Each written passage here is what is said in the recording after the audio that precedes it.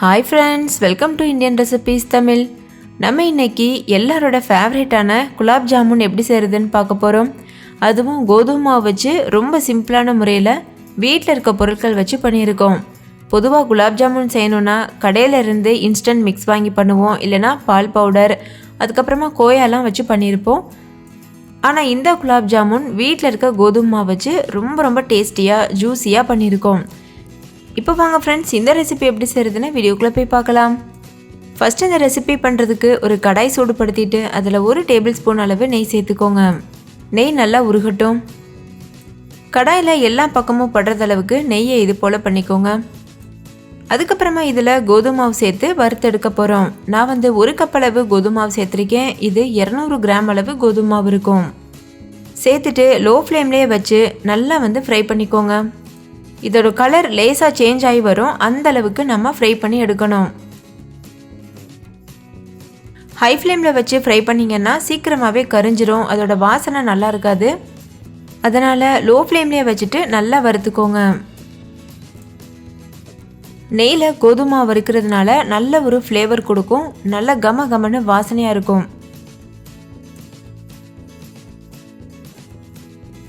இப்போ பாருங்கள், இது நல்ல கலர் சேஞ்ச் ஆயிடுச்சு. இந்த அளவுக்கு கலர் சேஞ்ச் ஆகிற வரைக்கும் நல்லா வறுத்துக்கணும். உங்களுக்கு முதல்ல நம்மளுடைய மாவு நல்லா ஒயிட் கலரில் இருந்துச்சு, இப்போ பார்த்தீங்கன்னா தெரியுதுல்ல. இந்த அளவு நல்லா வறுபட்டதுக்கப்புறமா ஸ்டவ் ஆஃப் பண்ணிவிட்டு இதை முழுமையாக ஆற வச்சுருங்க. இதோட கலர் இதுக்கு மேலே சேஞ்ச் ஆக வேணாம். இப்போ நம்ம ஸ்டவ் ஆஃப் பண்ணிடலாம். இப்போ இது ஒரு ஓரமாக ஆறட்டும். இன்னொரு பக்கம் ஒரு கடாயில் சர்க்கரை பாகு நம்ம தயாரிக்க போகிறோம். அதுக்கு ஒரு கடாயில் 1 கப் அளவு சர்க்கரை, 2 கப் அளவு தண்ணியும் சேர்த்துக்கோங்க. இது 200 கிராம் அளவு சர்க்கரை இருக்கும்.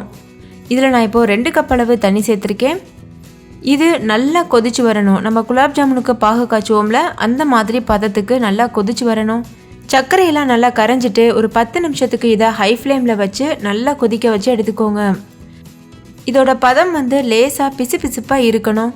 அந்தளவுக்கு பக்குவமாக இதை செய்து எடுத்துக்கிறணும். இப்போ பாருங்கள், இது 10லேருந்து 15 நிமிஷம் நல்லா கொதிச்சிருச்சு. இப்போ இதை ஸ்டவ் ஆஃப் பண்ணிவிட்டு ஒரு ஓரமாக நல்லா ஆற வச்சிடலாம். இதில் ஃப்ளேவருக்காக கொஞ்சம் போல் ஏலக்காய் தூளும் கலருக்காக கொஞ்சம் போல் ஃபுட் கலரும் சேர்த்து நல்லா மிக்ஸ் பண்ணிவிட்டு அதுக்கப்புறமா ஸ்டவ் ஆஃப் பண்ணிவிட்டு இதை ஆற வச்சுக்கோங்க. இப்போ நான் ஒரு 3 ஏலக்காயை நசுக்கி சேர்த்துருக்கேன். இப்போ நம்ம இதில் கலர் சேர்த்துடலாம். கலர் முற்றிலும் ஆப்ஷனல், உங்களுக்கு விருப்பம் இருந்ததுன்னா சேர்த்துக்கோங்க. நான் எதுக்காக சேர்த்துருக்கேன்னா, கோதுமை மாவுக்கு ஒரு ப்ரௌன் கலர் இருக்கும்ல, அது இல்லாமல் நார்மலாக நம்ம பேக்கரியில் கிடைக்கிற மாதிரி குலாப் ஜாமுன் வரணுன்றதுக்காக நான் கலர் சேர்த்துருக்கேன். நீங்கள் விருப்பப்பட்டீங்கன்னா இந்த கலரை தவிர்த்துட்டு அதோட நேச்சுரல் கலரில் அப்படியே கூட ரெடி பண்ணலாம். இப்போ நம்மளுடைய சக்கரைப்பாகு தயாராகிருச்சு. இது ஒரு ஓரமாக இருக்கட்டும். இன்னொரு பக்கம் நம்ம வறுத்து வச்சுருந்தோம்ல கோதுமை மாவு, அதுவும் நல்லா ஆறி இருக்கு. இப்போ இந்த மாவில் 1/4 கப் அளவு பால் பவுடர் சேர்த்துக்கோங்க. இது 50 கிராம் அளவு பால் பவுடர் இருக்கும். நீங்கள் இவ்வளோ பால் பவுடர் போடணும்னு அவசியம் இல்லை. இதுக்கு பதிலாக நீங்கள் அளவுகளை குறைச்சிக்கிறலாம். 2 டேபிள் ஸ்பூன் அளவு பால் பவுடர் போட்டால் கூட போதும், டேஸ்ட் ரொம்பவே நல்லாயிருக்கும். இப்போ இதில் ஒரு 1/4 டீஸ்பூன் அளவு பேக்கிங் சோடா சேர்த்துருக்கேன், அதாவது சோடா உப்பு. இதெல்லாத்தையும் சேர்த்துட்டு நல்லா ஒரு தடவை மிக்ஸ் பண்ணிக்கோங்க. நீங்கள் பேக்கிங் சோடாக்கு பதிலாக 1/4 டீஸ்பூன் அளவு பேக்கிங் பவுடர் கூட சேர்க்கலாம். இந்த மாதிரி நல்லா மிக்ஸ் பண்ணதுக்கப்புறமா தேவையான அளவு பால் சேர்த்து இதை சப்பாத்தி மாவு பதத்துக்கு நல்லா பிசைஞ்சு எடுத்துக்கணும். நீங்கள் பாலுக்கு பதிலாக தண்ணி கூட சேர்த்து பிசையலாம். ஆனால் பால் சேர்த்து பண்ணிங்கன்னா ரொம்ப சாஃப்டாக ஜூஸியாக பெர்ஃபெக்டாக இருக்கும். பால் கொஞ்சம் கொஞ்சமாக சேர்த்து பிசைஞ்சுக்கோங்க.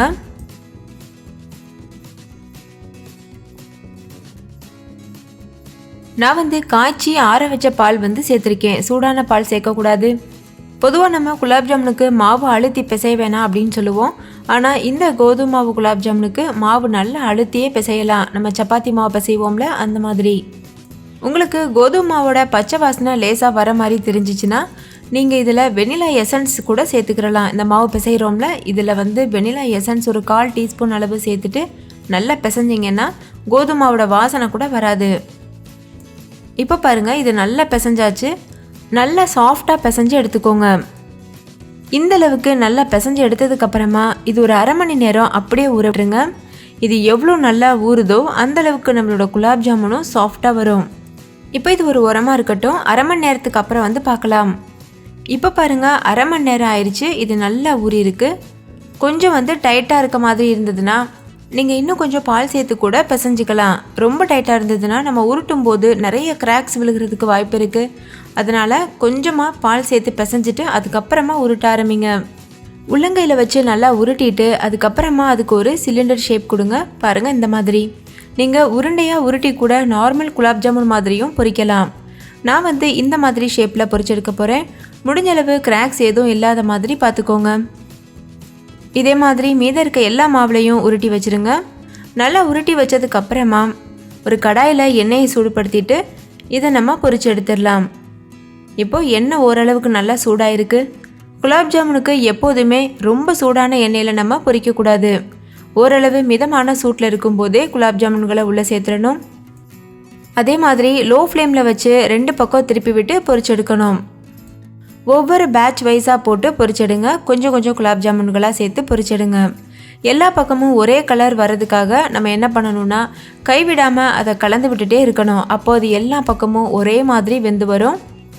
கரண்டி வச்சு மெதுவாக இது போல் எடுத்து விடுங்க.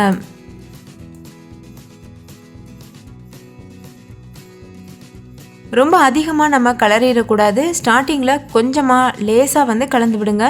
அப்போ தான் அது உடஞ்சி போகாமல் இருக்கும்.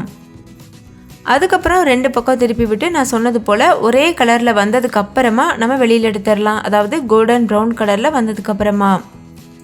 இது வேகிறதுக்கு ரொம்ப நேரம்லாம் ஆகாது. கொஞ்ச நேரத்துலையே இது வெந்துடும்.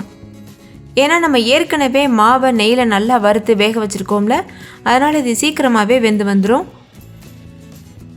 இதே மாதிரி ஒரு 5 நிமிஷத்துக்கு 2 பக்கம் திருப்பி விட்டு பொரிச்சா போதும். நீங்கள் இந்த குலாப் ஜாமுனை வரப்போகிற தீபாவளிக்கு கூட செஞ்சு அசத்தலாம். ஸோ எப்போதுமே நம்ம இன்ஸ்டன்ட் மிக்ஸ்லேயே குலாப் ஜாமுன் செஞ்சுருப்போம். இந்த மாதிரி வித்தியாசமாக ட்ரை பண்ணி பாருங்கள். எல்லோரும் ரொம்ப விரும்பி சாப்பிடுவாங்க.